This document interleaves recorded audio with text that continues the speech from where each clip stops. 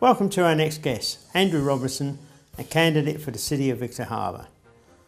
What expertise do you bring to council from your business and community life, Andrew?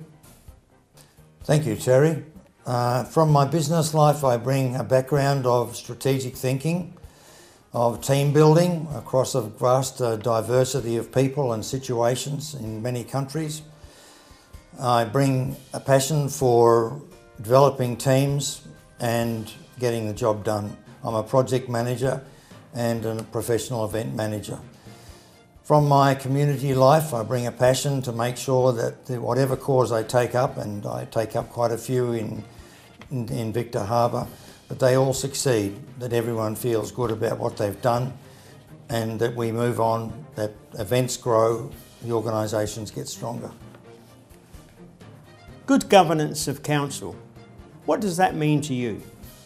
Good governance in council means really two or three things, Terry. One is being able to listen. One is being able to make decisions, implement them and give feedback to the community as a whole.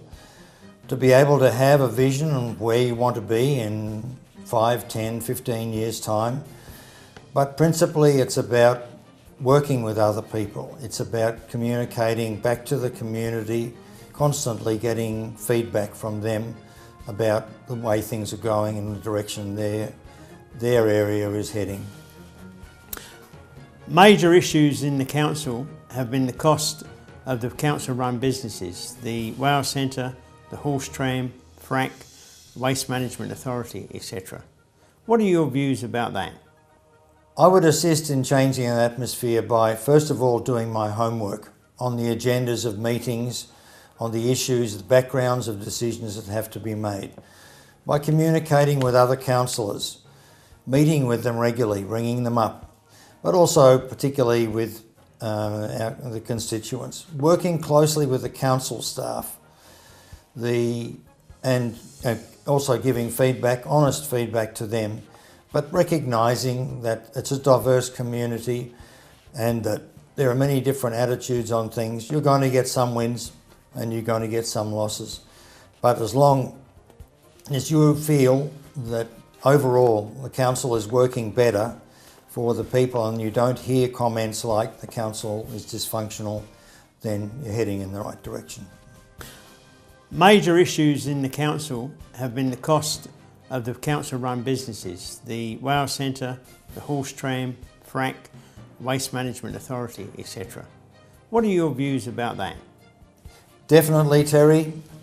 We could do more to improve the cost effectiveness of some of these services that council undertakes. I don't believe that council should be involved in businesses as such, but some of the iconic services here, such as the horse-drawn tram, I would love to see those horses not being floated down, which would eliminate almost all the costs associated with that service. I think the one that most interests me about business ventures is the waste facility.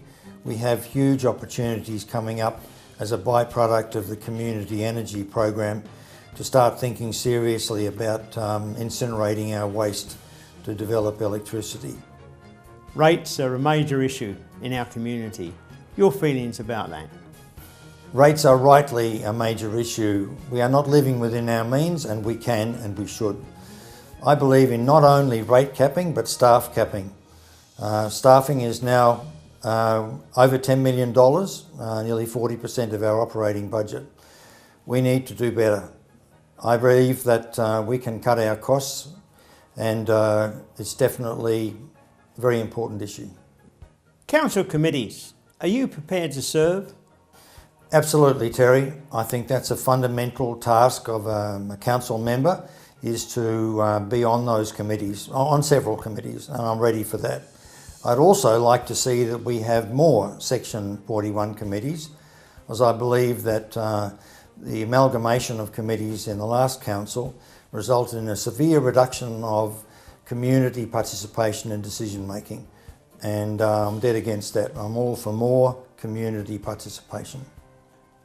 Council community forums, your views about them? Committee, the forums, the more of them the better, Terry. The council has developed over the years a number of multimedia channels for putting out news, but the language tends to be legalistic, obtuse and not very helpful. Lots of glossy pictures, lots of printing costs and not much impact. People in Victor Harbor want to hear from people directly so that the message gets across to them and they can double check the facts and what's really being said. So do I believe in that? Absolutely. State government is pushing more and more regulations and obligations onto council. How do you feel about that? I believe that the Victor Harbor Council and others as well need to push back on state government on not only these issues but a number of other impacts on our society. Regulations imposed from Adelaide, they need to negotiate these. It's not a matter of pushing back aggressively, but we need to have a plan on each of these and go back to the state government and say, well, if you want that done, we want to be reimbursed the cost at the very least. But we need to cut back on some of the things that are going on in Adelaide that are imposed on councils. Rate capping. Your views? Definitely, Terry. I think that we need to show to the local people we can live within our means. And the rate capping policy allows for additional expenditures if you get approval from the government to increase the expenditures, but that doesn't matter to me. What matters to me is if the local community agrees. Most people are willing to pay additional taxes if they believe that what they're getting is really valuable.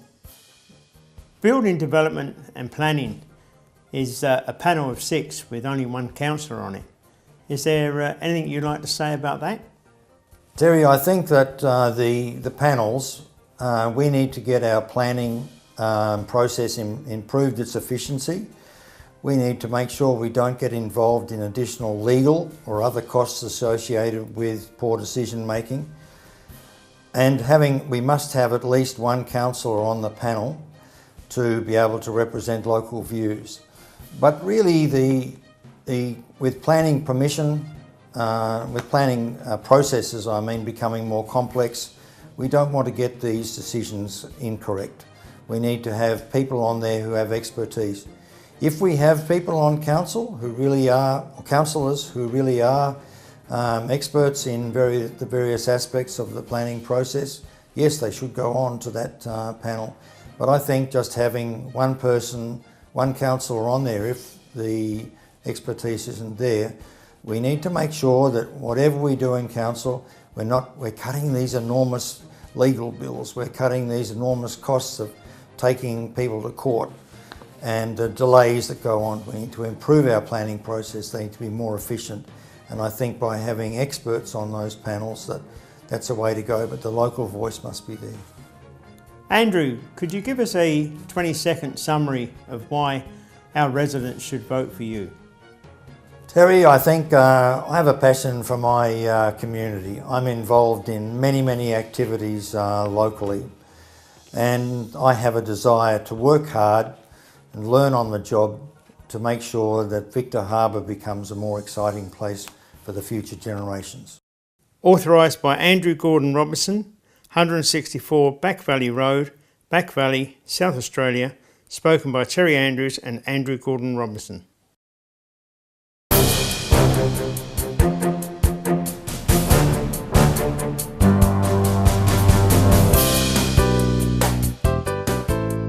South Coast Television, your community, your voice.